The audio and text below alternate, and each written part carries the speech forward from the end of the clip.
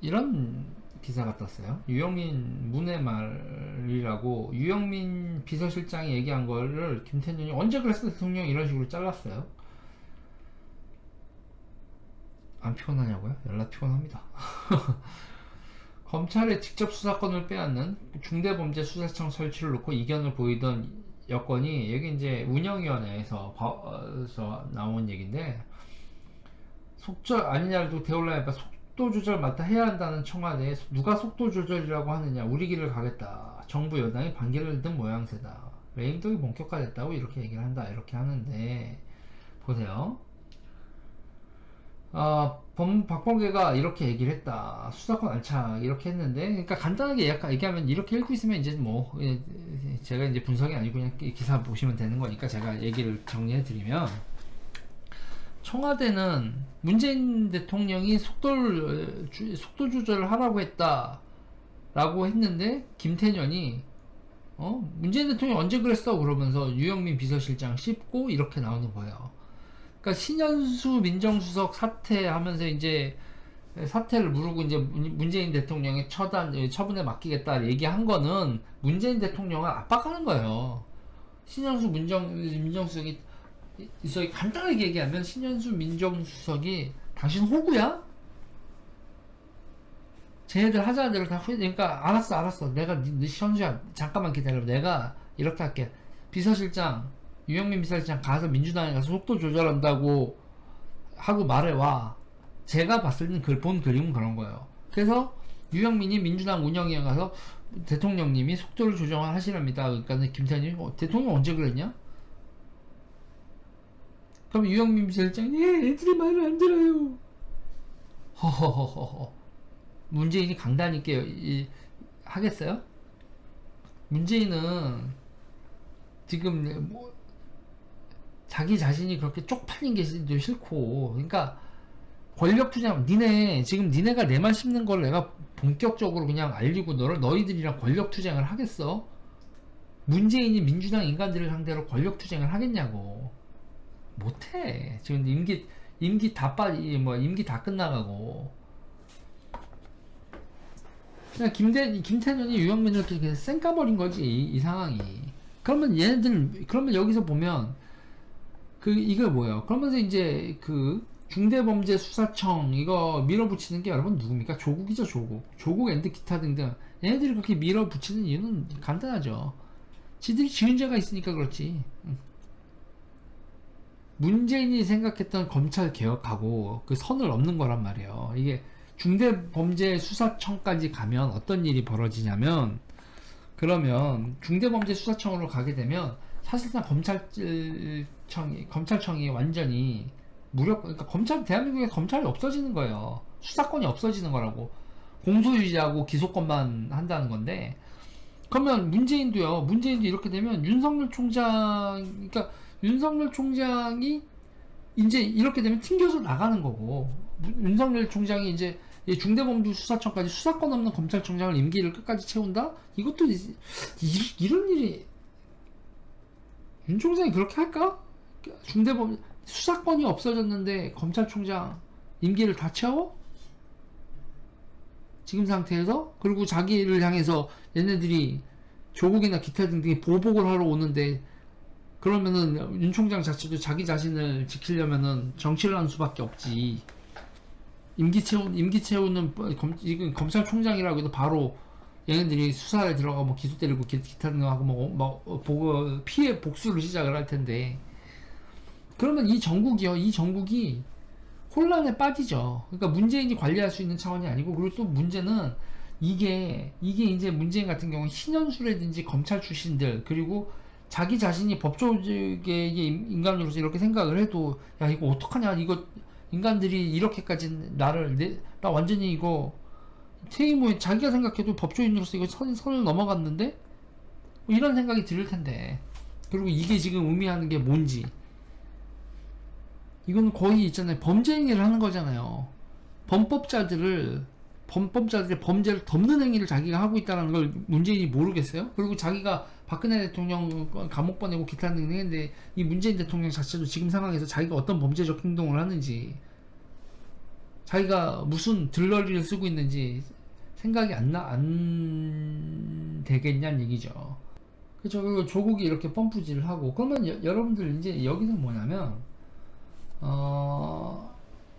그러니까 이것은 분명한 건 신현수 민정수석은 속도 조절한다고 하지 않았느냐 이거란 말이에요. 속도 조절을 하려고 하지 않았느냐 라고 하고 이게 신현수 민정수석이 튕겨나간 이후에 1년의 쭉 과정이 지금 이 상황이 문재인은 거기까지만 하려고 한 거야. 자기 임기 중에 여기까지만 하고 넘어가려고 한 건데, 그러면 여기서 지금 문제는 이게 지금 문재인, 신현수, 윤석열 등이 일종의, 여러분, 전쟁은 전쟁이라고도 해도 신사협정이라는 건 있는 거거든. 내가 봤을 땐 그게 깨진 거야. 그러니까 얘네들이 그러니까 지금 저는요, 민주당과 청와대의 이해관계가 다르다고 보는 거죠. 민주당과 청와대의 이해관계가 다르고, 그리고 얘네들은 지금 민주당 애들은 이 상황을, 저는 지금 뭐냐면 여러분, 이 상황이 자꾸 제가 지금 얘기를 하는 거에서 지금 많이들 황당해 하시지만, 얘네들은 지금 혁명적 상황이라고 본다고요. 혁명적 상황이라고 보고, 그걸로 민주당 애들이 대다수가 인식을 못하고 있겠지만, 니들 지금 미중 패권 갈등에서 중국으로 줄 서고, 중국 애들한테 문을 활짝 열고, 지금 보조금 관련된 거나 이런 거 털면 중국하고의 관계에서 나오거든요. 그래서 다 막는 거야. 저는, 그러니까는 지금 우리나라가 미국의 한미동맹 이탈을 하는 거에, 민주당 쪽에서는 한미동맹 이탈에 시동을 거는 거고, 그리고 여러 가지 이제 입법 활동에서 다 그렇게 해서 속도를 내는 거고, 그리고 이제 문재인은, 야, 나는 여기까지만, 내 임기 중에 여기까지만 하면 안 될까? 그러니까 문재인이 제가 봤을 때, 문재인은 이게 진짜 이 수사청, 중대범죄수사청 관련돼가지고, 문재인의 진짜 입장은, 그래, 하는데, 내 임기 중에는 하지 말아줘 정도가 아닐까요? 근데 그거마저도 얘네들은, 야, 급해. 야, 문재인의 그 정도 소망도 지켜주지 못하는 상황 같지 않아요? 이거와 관련돼서는 제가 이 얘기를 드릴게요. 그러니까 제가 본 거, 제가 페북에다가도 다 써놨는데, 이게 되게, 이 스토리가 좀 길어. 이게 스토리가 긴데, 이게 지금 저는, 제가 이제 박성준 얘기하고 뭐 이러는 거에 대해서도 다들 뭔 소리냐, 너무 나간 거 아니냐, 이런 얘기를 해서, 제가 순서대로 볼게요, 여러분. 순서대로. 여러분, 드루킹 되게 처음에 황당했을 겁니다. 드루킹이란 놈이 뭐야? 그런데 지금 다 머릿속에 인식이 돼 있죠. 그 당시 드루킹의 존재가 머릿속에 없었는데, 제가 이 드루킹 터졌을 때 제가 기자들한테 오지게 취재를 당합니다. 그놈의 경인선 가자를 제가 왜 찍었는지, 그걸 되게 오지게 취재를 당하는데, 그때 이제 저는 기자들한테 그랬어요. 진실을 알려달라. 김경수하고 드루킹이 무관하다고 하기엔 미심적인 장면들이 너무 많다. 그렇게 얘기를 했거든요. 나는 옹호할 생각이 없다. 대중에게 진실을 알려라. 그리고 나한테도 진실 좀 얘기해 달라. 그리고 이제 제가 그때 민주당 쪽한테 지지자들한테, 내가 김경수와 드루킹이 관계 없기를 바라지만, 내가 본 거에서는 관계 없다고 여러분들한테 얘기하기엔 찝찝한 게 너무 많아서 드루킹과 김경수에 대해서 무관하다고 여러분들한테 얘기할 수 없다. 무관하다고 얘기하면 제가 여러분들한테 거짓말을 하는 거다. 나는 김경수와 드루킹이 관계 없기를 바라지만, 제가 관계 없다고 여러분들한테 얘기할 수 없다. 그렇게 문재인 지지자들한테 얘기했었다고. 와, 그러면 여러분 어떤 사태가 벌어졌겠어요? 저 새끼, 개새끼, 나 간자다, 뭐다. 어떡해. 그럼 여러분, 그렇잖아요. 나는 양심적인 얘기 아니야, 그게? 그래서 나는 진짜 그때 시달린 거 생각하면, 그랬는데요. 근데 그때 제가 그거에, 김경수 후보가 사퇴한다. 김경수 후보가 사퇴한다고 나한테 아침에 연락이 온 거야. 사퇴한다고. 그러더니 기자회견이 취소돼. 김경수 후보가 사퇴한다고 나한테는 얘기가 들어왔는데 그 기자회견이 그게 출마 선언 관련돼서 그게 이제 뭐 사퇴를 한다 뭐 이렇게 되더니 그게 기자회견이 되더니 강행 돌파하기로 가요. 그래서 이제 지방선거 전국 꼬였다 대비하자 뭐 이런 얘기가 이제 오더니 금방 바뀌는 거야. 그래서 뭐야 이거 사퇴한다더니 강행 돌파야 이거 뭐야 어떻게 된 거야. 그러니까 이해찬 의원이 정리를 했대. 그러니까 김경수 지사 이게 멘탈 나가고 막 이러는데 이해찬이 너 사퇴하면 다 죽는 거야 그러면서 너 그냥 출마해 강행 돌파한다 그렇게 해서 팍팍팍 민주당 가서 다 정리를 해버렸다는 거예요. 그러니까 그때 이해찬 의원이 뭐 아무것도 아니었 당대표도 아니고 아무것도 아니었는데 근데 혼란에 빠지고 뇌가 멈춰있는 상태에서 인간들이 결정장애에 걸렸을 때 결정을 해주는 누군가가 그게 리더가 되거든. 그러니까 총대 메고 이해찬이 결정을 하는 거지. 내가 결정한다. 그리고 그때 이제 이재명 죽이기 하고 막 뭐 전해철 이재명 난리 나고 그 다음에 지방선거가 끝나고 난 다음에 이해찬 의원이 당대표 출마하거든. 당의 혼란을 자기가 바로 잡겠다 이렇게 얘기를 해요. 제가 이 얘기를 쭉 하는 건 이 모든 과정을 다 이해해야 지금 상황이 이해가 되기 때문에 사전 설명을 좀 길게 할게요. 그리고 이제 당대표 선거 때 이해찬하고 친문하고 정면 충돌을 한다고. 이제 그때부터 이제 제가 낌새를 했단 말이에요. 그때 이제 김경수 사태가 이제 청와대 쪽 입장인데 이해찬이 그걸 뒤집었다 이런 얘기가 나왔었던 거란 말이야. 그게 확인은 안 돼. 확인은 안 되는데 김경수 사퇴하는 거는 문재인 대통령하고 이쪽은 김경수 사퇴 요런 건데 이해찬이 엎었다 이런 얘기가 나왔단 말이에요. 그러니까 그때도 이제 그리고 이제 당대표 선거에서 전해철이 너무 들이받길래 이게 뭐야 응? 문재인이 실질적 지도자가 아닌가? 이해찬인가? 이 정도까지는 냄새가 나는 거지. 근데 이제 문제는요. 근데 거기서 이제 이해찬이라는 사람이 이렇게까지 힘을 쓸 수 있는 건가? 여기서 물음표가 계속 나오지. 근데 이제 지방선거에서 여러분 결과에서 어떻게 했냐면 문재인 정부의 청와대 출신이라는 게 민주당 후보가 되는데 경선 과정에서 어마어마한 힘을 발휘하는 거야. 어마어마한 힘을 발휘하니까 지방선거가 끝나고 어떻게 되냐면요. 그때 원칙이 세워지거든요. 민주당에서 청와대 경력 6개월 이상일 때 명함을 판다. 선거 명함을 판다. 그러니까 그게 어떻게 변질이 되냐면요. 청와대는 6개월 근무하고 명함 파는 곳. 그러니까 인간들이 청와대 짓고 나가서 지방자치단체장 하나씩 군수가 됐든 뭐든 그게 하는 게 개꿀이거든. 이권도 예산이 있고 이권이 있으니까. 그러니까 청와대 경력 6개월 이상만 명함을 파준다는 게 변질돼서 6개월 근무하고 명함 파는 곳 요런 식의 인식이 퍼지지. 그러니까 좀 어이가 없더라니까. 그 어떤 행정관이 와가지고 나 잠깐 이따 갈 거니까 크게 신경 쓰지 말라는 거야. 그렇게 얘기를 했대. 그래서 내가 누가 이제 청와대 내부에서 이제 그 밑에 하위직이 승진한다고 나한테 얘기를 해준 거였어. 인간들이 근무기간 개판이다. 다들 여기서 청와대 일할 생각이 아니라 명함 파고 나가서 그러니까 제사보다 제밥에 관심이 더 많은 거지. 청와대에서 일할 생각보다 일하는 게 중심이 아니라 지 명함 파는 게 중심인 거야 인간들이. 응? 뭐 그런 분위기였단 말이에요. 그러니까 그 다음에 여러분 지방선거가 끝나고 난 다음에 각종 국가 예산과 이권을 향한 욕망의 폭주가 벌어져.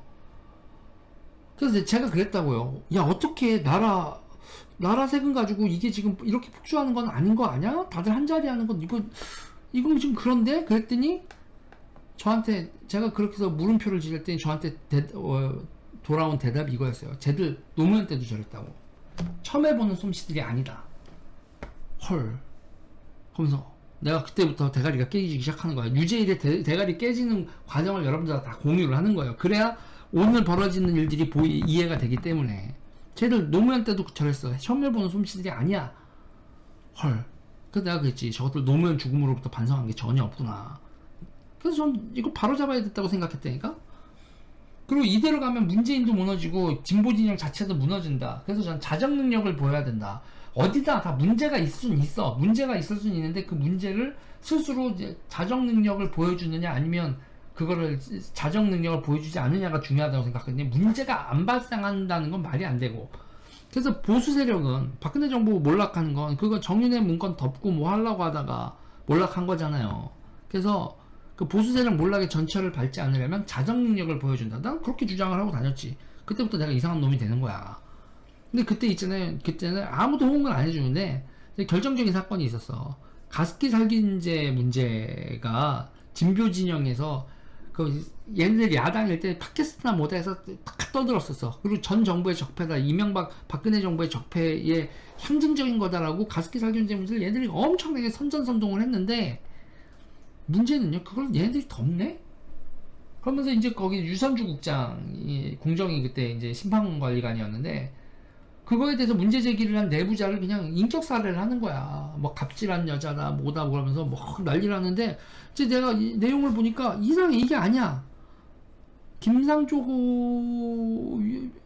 이유로 이렇게 다 이거를 가습기 살균제가 지금 공정에서 이상하게 처리되고 있는데 이걸 이렇게 해? 그래서 내가 막 쌍욕하면서 막 이거 문제가 있다고 막 하고 다녔지. 근데 다 묵살이야. 그냥 묵살이야, 묵살.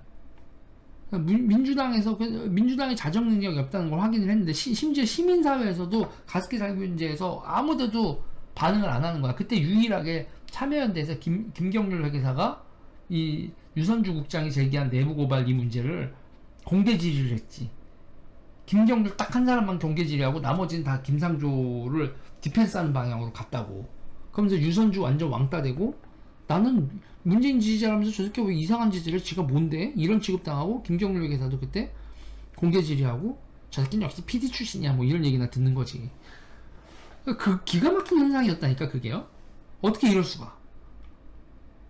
그래서 아니 그러고 나서 이제 저도 아이 씨발 세상이 이렇게 돌아가는 게 나도 그냥 못해 먹겠다. 나도 그냥 일이나 하지 그랬다니까. 그리고 여러분, 제가 친문 스피커 대중적 영향력 있다 그러니까 대가 넘으니까 정말 쉬워진다고. 지자체장들이 나 만나가지고 친문 쌓으려고 한다니까. 자기가 그 다음 그 야망이 있으니 당 경선에서 뭐 써먹고 뭐 하려고 나하고 만나자는 사람 많았고 만난 사람도 많았어. 그랬는데, 근데 이제 있잖아요, 친문 스피커가 그런 거예요. 그래서 제가 역차별은 당하지 말자 그러면서 나도 일을 하려고 했다고. 그래서 그냥 나라 뭐 지자체에서 그냥 아유 나도 그냥 씨발 뭐 세상 이렇게 돌아가는데 뭐 그러지 뭐 욕이나 처먹고 그러면서 나도 일하려고 했었어. 그래서 얘기를 하는 거. 근데 일을 안 했지.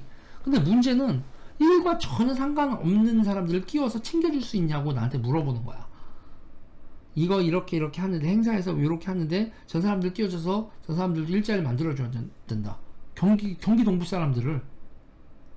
근데 왜? 그랬더니 선거에서 도와줬대. 선거에서 도와줬대. 그러면 님이 씨발 좀 욕 나왔네. 그러니까 여러분 보세요. 저도 저 인간들 선거 도와준 인간이고, 드루킹도 선거 도와준 인간이고, 경기 동부고 뭐고 간에 선거 도와준 인간들이니까 뭐 이거는 챙겨준다 이런 거 아니야. 갑자기 정신이 확 되는 거지. 일로 접근을 해야 되는데 선거 도와줬다고 챙겨주는 이런 거잖아. 그러니까 맨 처음에 역차별은 당하지 말자라는 심정으로 입찰 참여하려고 했다가 이거 씨발 엮겠다간 인생 좆되겠다 싶은 거지. 나 그렇게 살고 싶지 않거든. 그리고 이제 내가 냄새를 맡았잖아. 그러니까 난 어떻게 하겠어. 얘네들이 어떻게 하고 다니는지, 돈 어떻게 생각해. 난 이것도 궁금한 것도 못 참거든. 응? 궁금한 거 못 참으니까 또 여기저기 물어보고 다니는 거지. 이거 어떻게 된 거예요? 그러면서 이제 나 별의별 기상천외한 걸 꼴 다 보지. 그때 여러분, 태양광은요, 태양광 하려면 땅 필요하죠. 땅이 필요한데 땅이 필요 없는 순간이 있어. 어디냐면 그 논두렁 있잖아요. 그 농토에 있는 도로들, 거기에 있는데 논두렁의 옆에 비탈 같은데 거기다가 태양광 하는 거야. 그럼 거기는 그건 토지대장이 없는 땅이잖아. 그러니까 농어촌 공사 뚫으면 논두렁에 있는 거, 그리고 배수로 있죠. 배수로 콘크리트 구조물이잖아. 그 위에다가 태양광 설치하는 거 땅값이 안 들어. 그리고 저수지, 뭐 수상 태양광 봤죠. 저수지요. 그 땅값이 안 드는 거야. 그래서 농어촌 공사랑 어쩌고 저쩌고 하면은 꽁으로 태양광을, 땅 비용을 아주 최소한으로 해서 할 수 있는 방법이 많은 거죠. 태양광 부지 땅 찾기 어려운데, 그래서 농어촌 공사랑 공작 공장 뭐 이런 거 그런 컨셉을 막 얘기를 하는데, 와. 그리고 우사 있잖아요. 우사 지붕 태양광으로 갈아서 돈 타고, 그게 아마 400만원씩이었을걸요? 그 소 키우는 지붕을 태양광으로 바꾸는데 한 패널당 400만원씩 보조금이 나오고 이랬단 말이야. 예술이지. 인간들 보조금 빼먹는 게. 거기다가요, 더 나가서요, 전기를 수매해서 농민들의 기초소득이 되게 하겠다. 그러면 그 전기를 수매하는데 전기값이 싸면은 또 말이 될 수 있지. 근데 이게 생산 단가가 비싸다니까? 원자력 대비 4배 막 이렇게 되는 돈을 주고 이걸 사주면 항전이 적자가 감당이 돼요? 그럼 전기요금 몰라야지. 농민들 기초소득이 되게 만들겠다 그러는데, 그리고 에너지 협동조합을 만들어. 그 전국 농민의 카톨릭 농민의 이런 데를 이게 조직화해서 그 협동조합 만들고 나라 세금으로 전기를 수매해서 그 사람들을 다 자기 정치 조직화 한다는 거지. 여러분 좋아요 눌러주세요. 구독 눌러주세요.